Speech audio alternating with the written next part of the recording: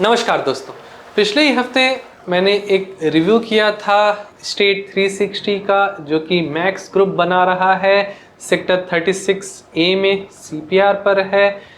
इसका detailed review link video मैं नीचे डिस्क्रिप्शन में और ऊपर आई बटन में डाल रहा हूं। इस पर कुणाल जी की क्वेरी है। कुणाल जी लिखते हैं, max is giving you 800 apartments in 12 acre of prime land. Krisumi has 800 apartment on 5 acres of land and you are asking people to buy Krisumi makes zero sense. मैंने मैक्स स्टेट के लिए क्या कहा है उस वीडियो में, उसको यहाँ पर मैं क्विकली समराइज कर देता हूँ, but to get the detailed idea about the project please watch the full video. तो जो भी अंतारा टावर्स हैं वहाँ पर, जो कि सीनियर सिटीजन लाइफस्टाइल को प्रमोट करते हैं, जहाँ की आपको सारी मेडिकल फैसिलिटीज़ मिलेंगी अच्छे तरीके से, उसे मैं हाईली रिकमेंड करता हूँ। सेकेंड, जो भी मैक्स स्टेट के टावर्स हैं उन पर अल्ट्रा लग्जरी एमिनिटीज़ डिलीवर करने का वादा किया गया है, उसको मैं उस प्रोजेक्ट के ऑरा की वजह से नहीं रिकमेंड करता। आपको वेट करना चाहिए कि जो सब्सिक्वेंट फेजेस हैं, क्योंकि वहाँ पर तकरीबन 21 एकड़ के आसपास की लैंड है, अभी और भी वहाँ पर लॉन्चेस आने वाले हैं मैक्स स्टेट के।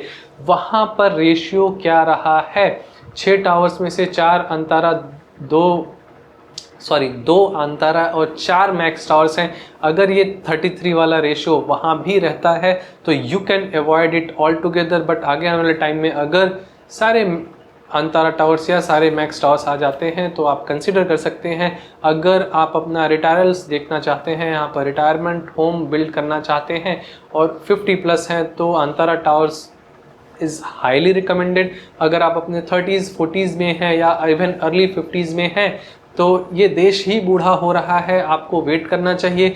इस तरीके के प्रोजेक्ट्स अभी और भी आएंगे। जो पास्ट रहा है, जैसे कि मैंने उस वीडियो में भी बात किया है, बहुत अच्छा नहीं रहा और इम्प्रूव हो रहा है, और आगे आने वाले टाइम में ये और भी इम्प्रूव होना है। Right, housing with all medically equipped housing unit.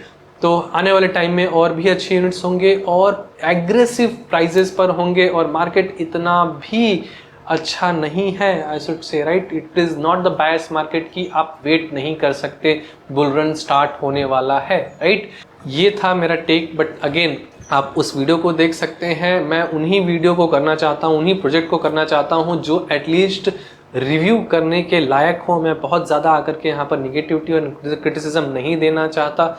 जहाँ पर कुछ अच्छा है उसे सामने आकर के बात करने में भी अच्छा लगता है। अगर उसमें कुछ क्रिटिसिज्म पॉइंट है तो yes, it is my right to criticise that project because I am an independent reviewer. Right, but yes, जो प्रोजेक्ट के रिव्यूज़ वगैरह हैं, थोड़ा सा कैजुअल लैंग्वेज में, अनफिल्टर्ड वे में हम एलीट मेंबर्स मीटअप में बात करते रहते हैं, मंथली बात करते हैं, और एजुकेशनल वीडियोस भी मैं उनके लिए बनाता रहता हूं, जो कि काफ़ी हेल्पफुल होते हैं आपको रियल एस्टेट की अंडरस्टैंडिंग को गेन करने में। और फिर जब आप इस अंडरस्टैंडिंग के साथ किसी भी रियल एस्टेट ट्रांजैक्शन में जाएंगे तो फॉर श्योर आप अपने लिए बेस्ट वैल्यूड परचेज जरूर करेंगे। तो इनके क्वेरी को अच्छा एड्रेस करते हैं। वापस से मैं रीड आउट कर देता हूँ। Max is giving you 800 apartments in 12 acre of prime land. Krisumi has offered 800 apartments in 5 acres of land and you are asking Krisumi.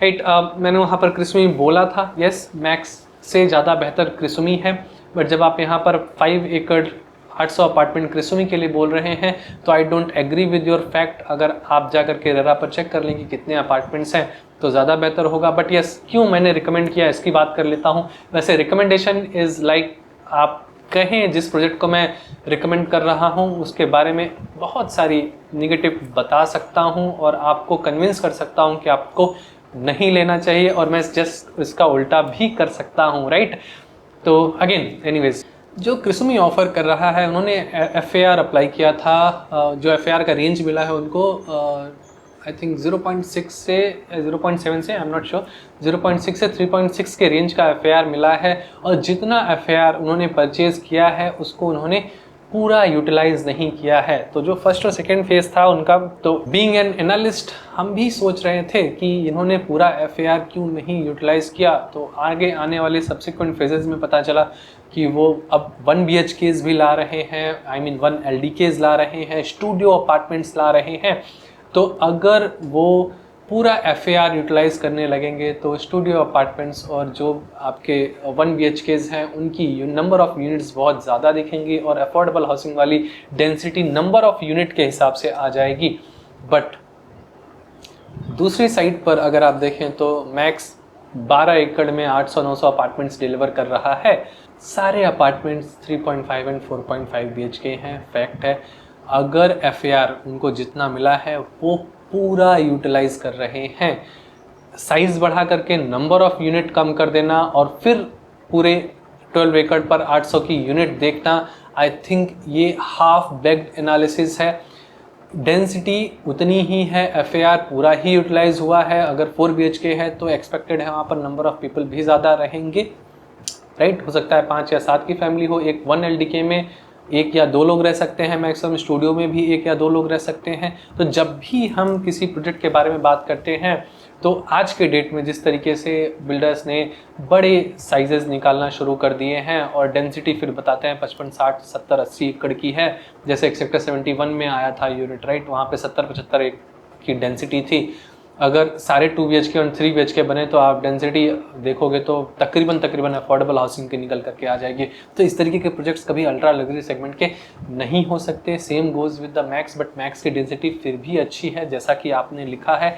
But क्रिसोमी की इतनी ख़राब नहीं है क्योंकि वहाँ पर 1 LDKs हैं, स्टूडियो अपार्टमेंट्स हैं। जितना FAR, उनका भी 27 एकड़ का लैंड पार्सल है और 7 डिफरेंट फेजेस में बना हुआ है, बनेगा।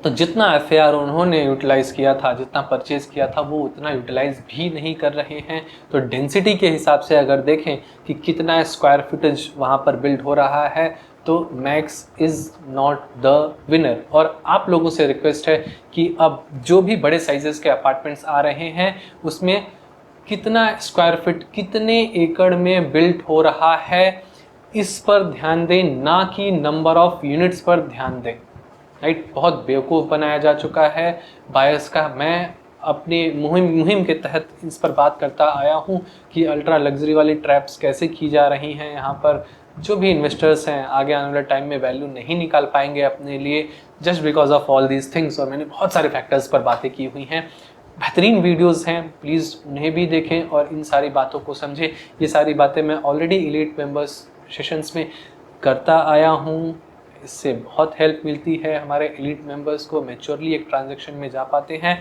तो अगर अभी तक आपने एलीट मेंबरशिप नहीं ज्वाइन की है तो प्लीज़ ज्वाइन कर लीजिए।